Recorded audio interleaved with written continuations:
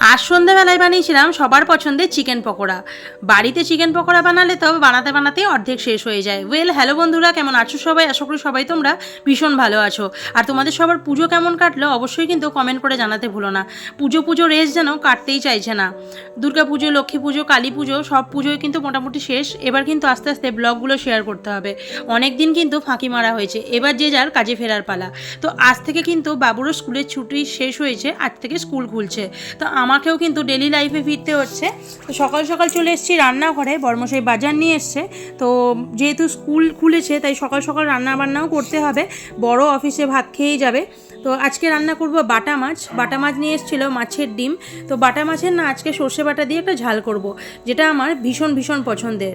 তোমরা কিভাবে বানাও অবশ্যই কমেন্ট করে জানিও। আমি নর্মালি কালো জিরে কাঁচা লঙ্কা ফোড়ন দিয়ে পেঁয়াজ টমেটোটাকে ভেজে সমস্ত রকম মশলা দিয়ে সর্ষে বাটা দিয়ে এই বাটা মাছের ঝালটা করি। ভীষণ তাড়াতাড়ি হয় আর খেতেও কিন্তু ভীষণ টেস্টি হয়। আর এইদিকে মাছের ডিমের বড়াটাও কিন্তু ভেজে নিয়েছি, অনেক দিন পর বর্মশাই মাছের ডিমটা নিয়ে এসেছিলো। তো ভাবলাম বড়া করি, আমার তো ভীষণ ভালো লাগে। আর তোমরা কারা কারা মাছের ডিম খেতে ভালোবাসো সেটাও জানাতে ভুলো না। তো সকাল 10টার মধ্যে কিন্তু ওদেরকে খেতে দিতে হয়। সকালবেলায় রীতিমতো রান্নাঘরে আমি যুদ্ধ করে রান্না করি, মানে কি করব না করব, কোনটা আগে করব কোনটা পরে করব ঠিক করে পাই না। ওদেরকে খাইয়ে দিয়ে পাঠাতে পারলে শান্তি, তারপর একটু বসার সময় পাই, নাহলে তো সকাল থেকে একদমই বসার সময় পাই না। যাই হোক, এইদিকে কিন্তু ওরা খাচ্ছিল আর আমারও মোটামুটি কাজকর্ম অনেকটাই কমপ্লিট।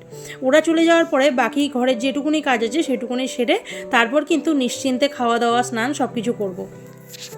আর বাবু অনেক দিন ঘরে ছিল স্কুল ছুটি থাকার ফলে, তো একটু ওয়েটটা হয়তো বেড়েছে, স্কার্টটা অনেকটাই টাইট। আর বাড়িতে কোনো কিছু খুঁজে না পাওয়া গেলে সব দোষ হয় আমার। ওটাই বর্মশাই একটা জিনিস খুঁজে পাচ্ছিল না, আমাকেই কিন্তু বললো যে কোথায় রেখেছো, কিছুই খুঁজে পাই না।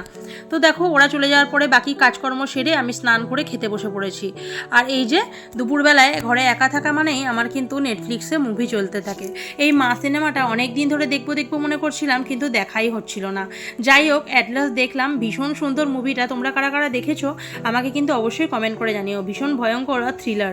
কাজলের সিনেমা মানেই তো ভালো লাগার বিষয়। ছোটো থেকেই কাজলের সিনেমা দেখেই বড় হয়েছি। আর সন্ধেবেলায় বানিয়েছিলাম সবার জন্য চিকেন পকোড়া। চিকেনটা বেশ 2-3 দিন হলো বর নিয়ে এসেছিলো। আজ না বানালে তো ঘরে যুদ্ধ লেগে যেত, তাই কিন্তু আজকে বানিয়ে ফেলেছি।